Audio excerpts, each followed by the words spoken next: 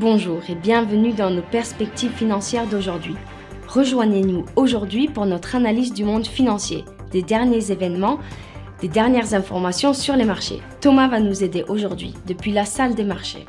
Celsius Network a demandé la protection de la loi sur les faillites après un crack crypto qui a décimé la valeur des monnaies numériques dont le Bitcoin et l'Ethereum. Les actions mondiales et les contrats à terme de Wall Street ont chuté après qu'une inflation américaine plus élevée a alimenté les attentes de nouvelles hausses de taux.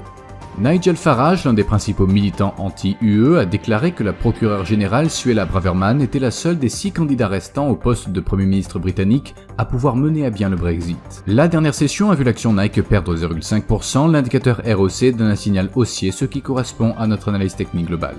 La paire euro-dollar a connu une correction baissière lors de la dernière session, chutant de 0,1%. Selon l'indicateur stochastique, nous sommes dans un marché survendu. La livre sterling a chuté de 0,4% par rapport au dollar lors de la dernière session, l'indicateur CCI indique un marché survendu. La paire dollar australien, dollar américain a connu une légère correction haussière lors de la dernière session, augmentant de 0,1%. Le signal haussier de l'indicateur RSI est conforme à l'analyse technique globale. Le PIB de la Finlande sera publié à 5h GMT, la balance commerciale de l'Eurozone à 9h GMT, les positions nettes NC de la CFTC pour la Grande-Bretagne à 19h30 GMT, l'indice du sentiment des consommateurs du Michigan aux États-Unis sera publié à 14h GMT, les positions nettes NC de la CFTC pour le Japon à 19h30 GMT, les ventes au détail aux États-Unis à 12h30 GMT. Nous espérons que vous avez apprécié nos perspectives du marché d'aujourd'hui. De la part de toute l'équipe, nous vous souhaitons une journée de trading productive.